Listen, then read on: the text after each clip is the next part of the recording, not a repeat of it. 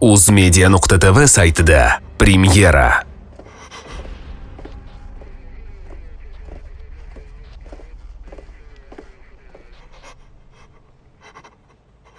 Egizak o'g'illarim eng yaxshi maktabga kirishdi. Rafiqam esa xursand. Meniki esa ro'yxatda 7-o'rinni egallabdi. Qaysi maktabligini uzoq izlashga to'g'ri keldi. 3-1-2-2 nima bo'ldi? Nega chaqirdingiz? 5-3-5-7 sizga hujum qilishdimi? Sizga hujum qilishdimi?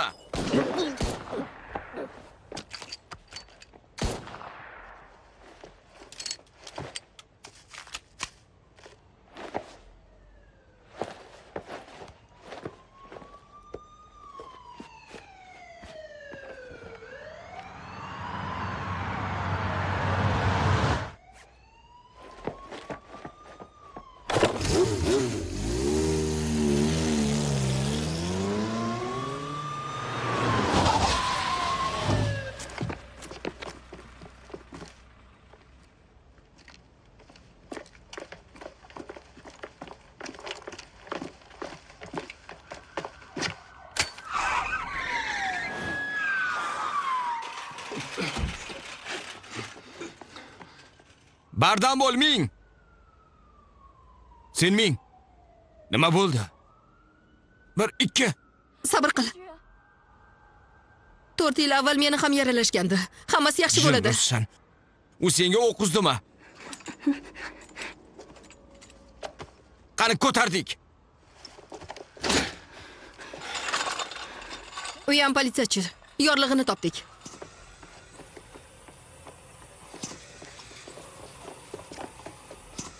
Fon Lisiman, Guantan qotilliklar bo'limidan. Nega hamkasblaringga o't ochding?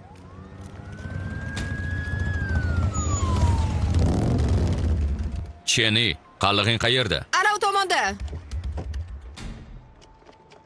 Lisin. Nima bo'ldi?